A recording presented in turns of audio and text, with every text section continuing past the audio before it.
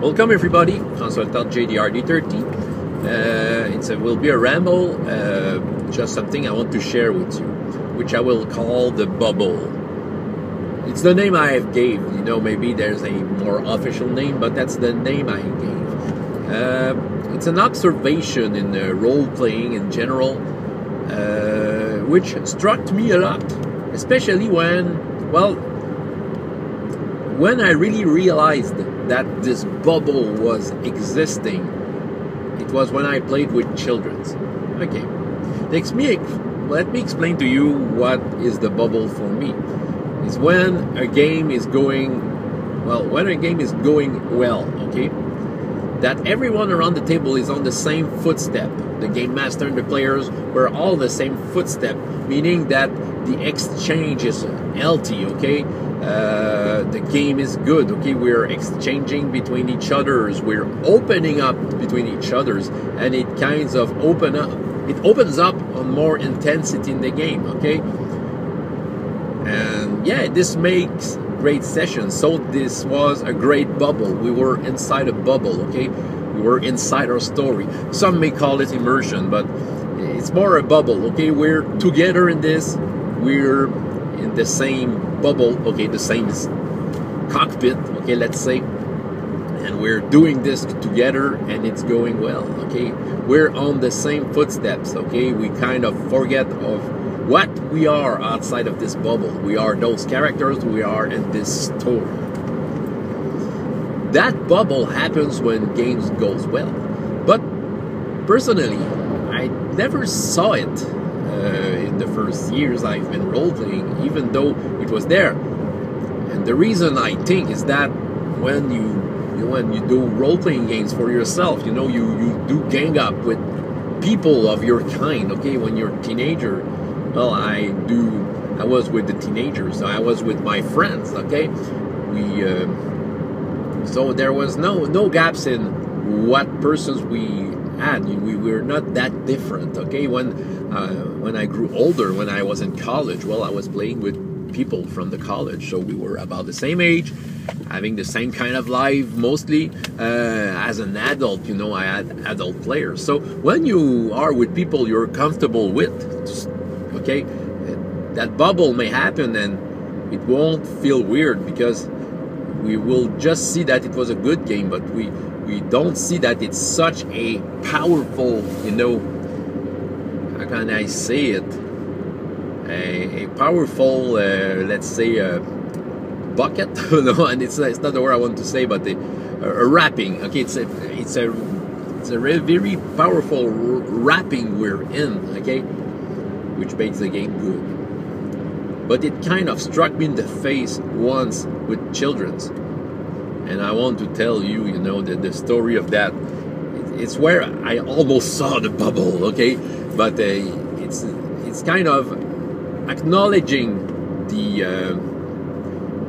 the thing itself, okay, acknowledging the bubble, okay, when I played with kids. So yeah, with kids, the thing is, we are from different generational gap. We have a big generational gap here, okay? I'm an adult, they are kids, right?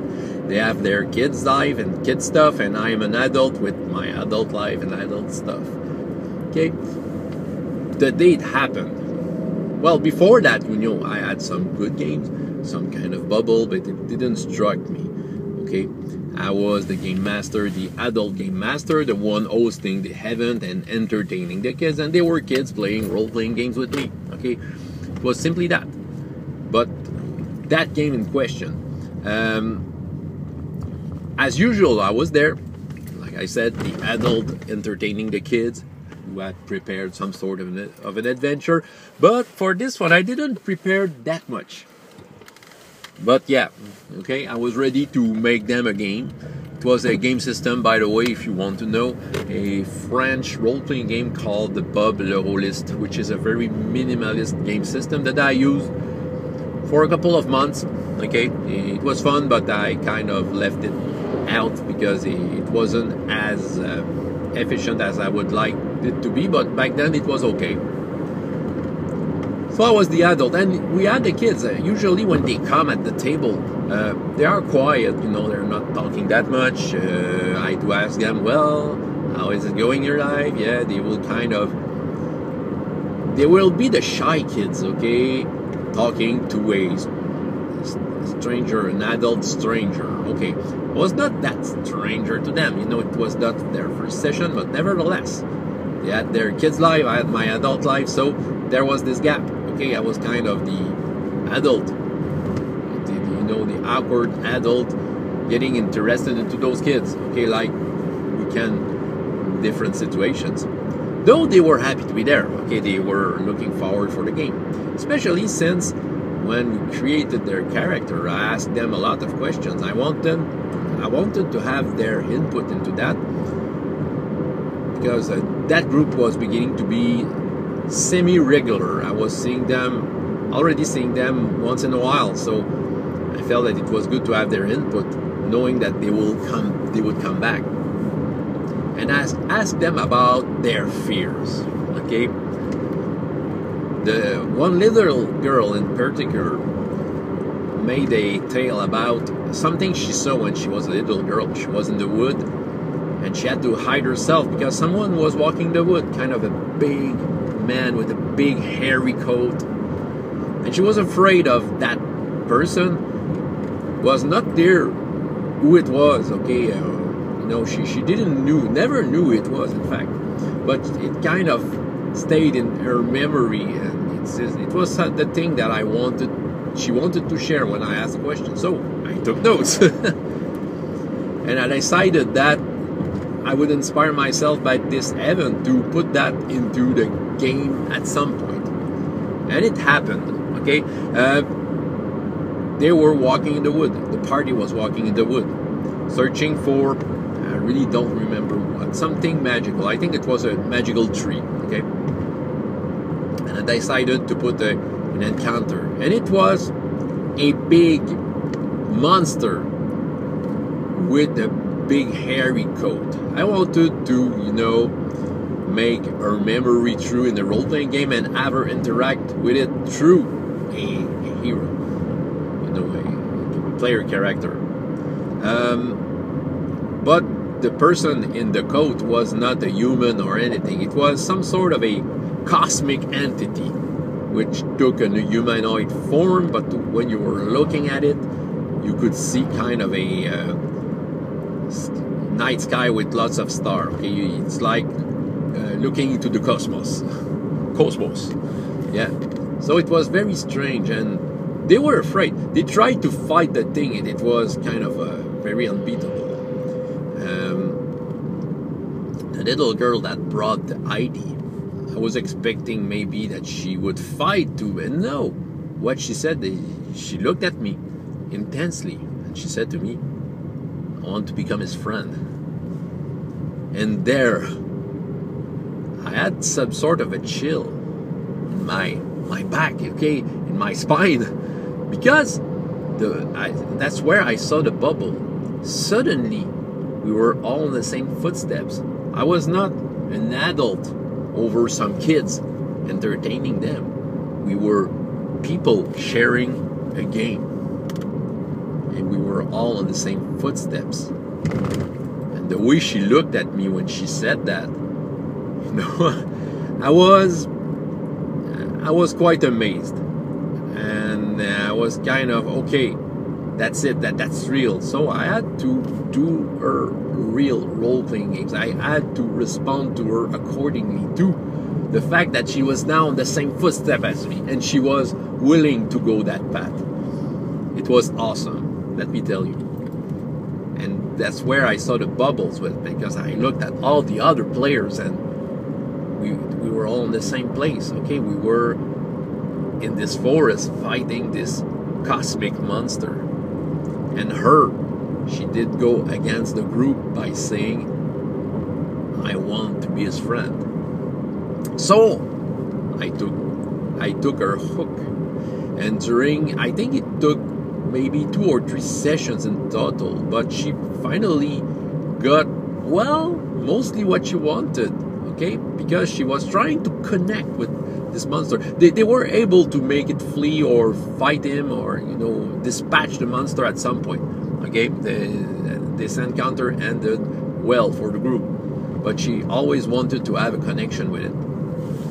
And throughout the game, different scenes, whenever she could, she tried to connect and against the group's will. But we were all in there. She had her personality, she had her agenda.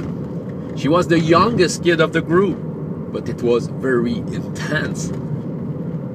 And by the end, she became herself a cosmic entity, which was a key thing to end the adventure. It was all improvised, but it just fitted well into made a great story that they all remember. Even some of the kids that are still there. No, there's no kids left from that group. It was a couple of years ago. But when I do meet those kids, that particular game is very deep into their memory. Okay, that girl came sessions afterward creating a new character because it was a satisfying ending for her character to be the cosmic entity and going back to her plane, her new plane of existence. But she created a new character, and that was completely different, showing that she had some good role-playing skills, in fact, because she was able to change character and go with it.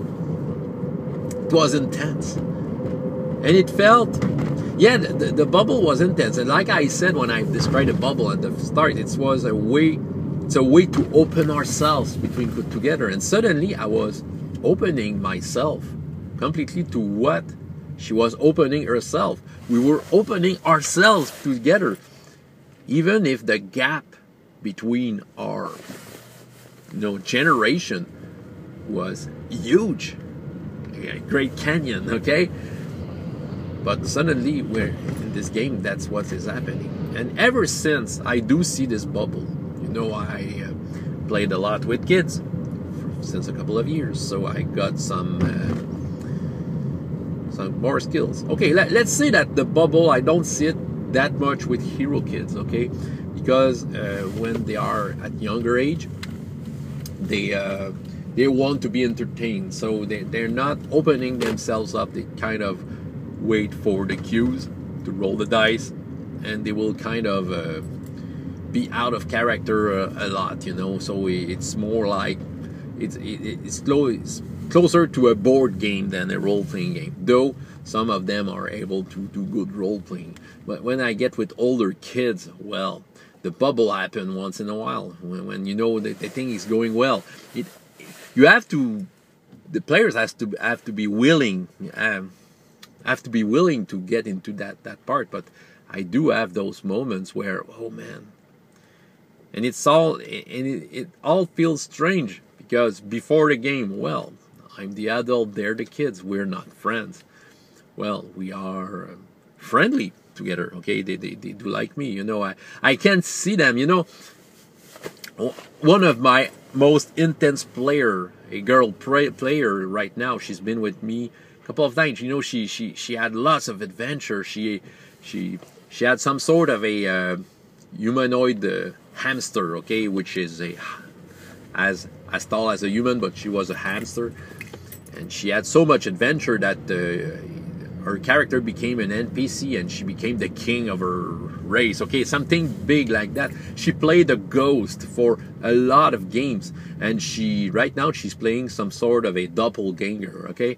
She's playing intense character, she's really giving it out when I'm with her, she's having that level. And I kind of crossed her recently. My son was into a primary school contest, art contest, okay. He was on some sort of a final. He's playing music, and for her school, she was at that contest too, okay. Kind of a final, okay. All the best kids of all the schools of the region were at that show, and she kind of won. The girl I'm talking about, she kind of won. She was playing piano and singing, and she was doing very good. And we kind of crossed together in the corridor afterwards, and she came to me. Okay, hey, hi. Okay, we're friendly, okay? But she was kind of shy, and then I said to her, hey, you had a good performance. So I was the adult congratulating a kid, okay? I was doing the obvious stuff and the right stuff to do, and I was happy to congratulate her, but it was the same relation. But what's freaking me out is that I know that the next time she will be around the table, just before the game starts, she will be that kid. When this game will start, we'll get into that bubble, and she will be my equal. And that freaks me out. Because I will open myself as a game master to give a good game, to give what the players want. And she will give herself out to play her character, and I have to connect to that. Yeah. So, and when the game will be over, she will say, okay, yeah, hi. See you next time. And she usually stays on the library.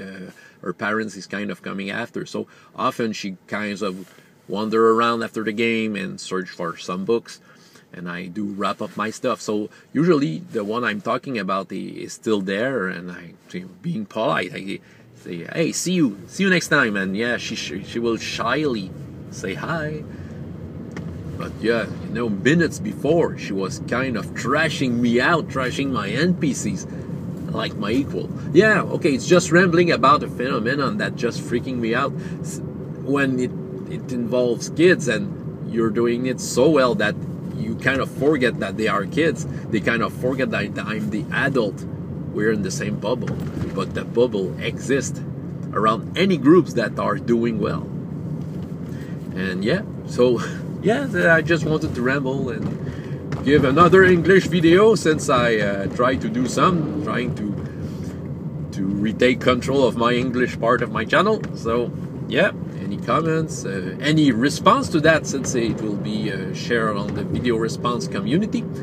If you want to respond to that, to the bubble, yeah, feel free to do so. Very intense thing. Okay, François Letard, JDR D30, and off to next time. I hope you have as much fun in your life as in your games. Goodbye.